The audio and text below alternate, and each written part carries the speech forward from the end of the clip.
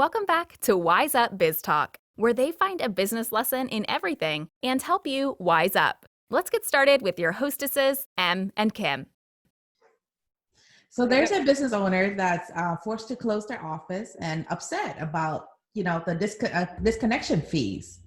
And how would you feel about that? Like disconnection.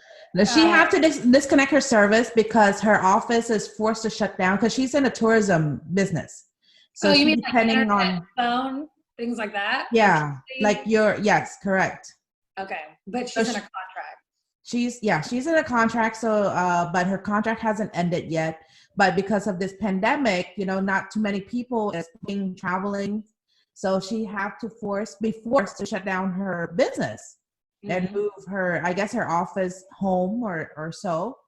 So right. She felt that the company is very unreasonable because of pandemic, that she thought that is an excuse to get out of the contract without getting charged with disconnection fees.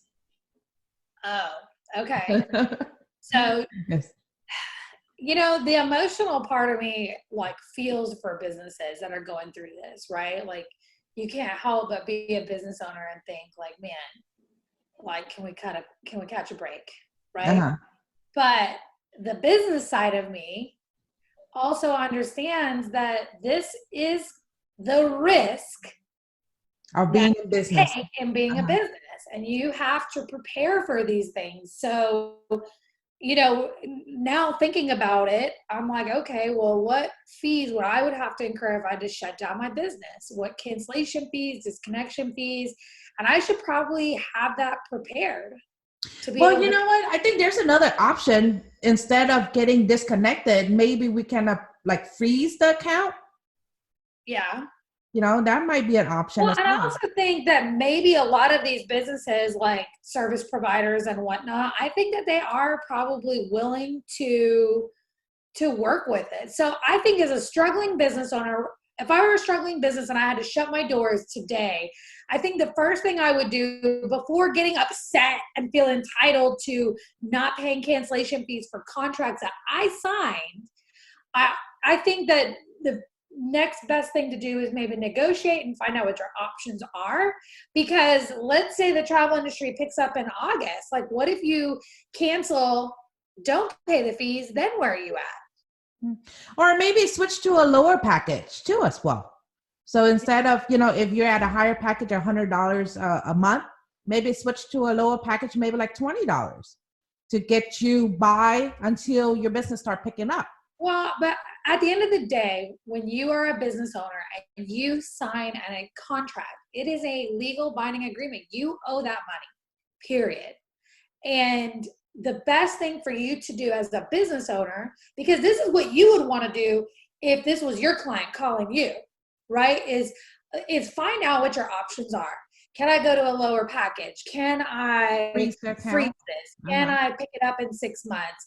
Can I make smaller payments? Can I move my payments later when I do actually use a service? Can you cancel my service for right now?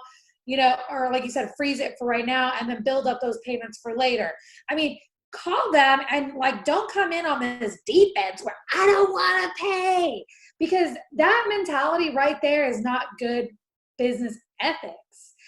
You started a business, you don't mind reaping all the reward, but then when time comes part for the risk parts come in, you're kind of like, well, I don't feel like I should have to pay that. Well, you signed a contract saying you would. So another thing that people need to consider is that, let's say that, you are liable for the fees, but you decide not to pay for it. So one, your credit might be, get affected. And then another thing is that, let's say along the line, when your business start picking up, you decide that you need the service, then what will happen to your contract? Will your contract be billed at a higher amount because of what you did in the past? How it's going to they even do business with you, knowing that you kind of flaked on them. I mean, as a business owner, I understand that if you have to close your doors and shut everything down, I mean, I understand that is not a good feeling, but you have to do what you're going to say you're going to do. You have to commit to the things that you've committed to, and that's what you have to prepare for in like the worst case scenarios. I personally think that there are people that feel entitled that because there's a pandemic that they shouldn't have to pay anything. They should be able to get out of their leases for these commercial properties. They should be able to cancel their internet. But it's like everything that you have a contract with is also a business. Yes. You know what I mean? So it's like if you offer a service, let's say you're a spa, okay? And like, for example, my spa is still charging me my monthly membership fee, even though I can't use it, but it rolls over. So I'll just accumulate packages during this time, you know? I mean, I feel entitled, like I shouldn't have to pay that, but I do, so I'll get to use it later, you know? Like, I don't know. I just think that you should look at it like, what service do you provide to people, and how would you feel like if they couldn't pay you? What do you think their option should be? You know, You're still a business. I don't know. I'm not siding with this lady on this one. I think that before she went all crazy and angry and emotional, she should have been objective, and maybe she did. Maybe she explored her options. We don't know that. I don't think it's just a one-sided article, so we don't know the details involved. Yeah, but basically, if you have to cancel a contract, explore your options.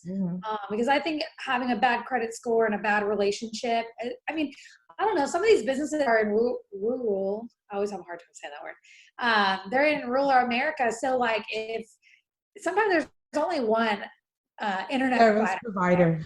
You know, like, yeah, one service provider. So like, what do you do when they're like, well, if you want your service back, you need to pay your cancellation fee to make right. Or, you know what I'm saying? Like, they're going to get their money back. So just try to find a way to work with them. Maybe they can work something out. I think that's the responsible adult thing to do in any given situation. I mean, people are even doing that for their mortgage and for all their insurance products and things like that. So that's my personal So opinion. if you decide not to go back to being a small business owner, then don't worry about it. Freak it.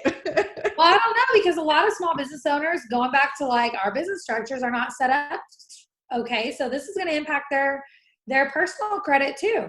You know, that's how a lot of them signed up for. A lot of business owners are signed up as just sole props, you know, and there's going to be some ramifications on your personal side if you bail on those things. So I don't personally recommend that. I say contact the providers and see what you can do, what your options are. If you can't afford the full-fledged cancellation fee, and let's say you're shutting your doors forever, then maybe see if you can work out a payment plan to pay out that cancellation fee.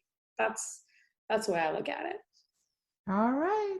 So I got to say about that. Thank you for joining us today on Wise Up Biz Talk. If you enjoyed, please subscribe and leave a rating. Follow us on Facebook, Instagram, and YouTube at Wise Up Biz Talk. Please share our episodes on your business page with friends and family so they too can wise up. Always a business lesson in everything. See you on the next episode.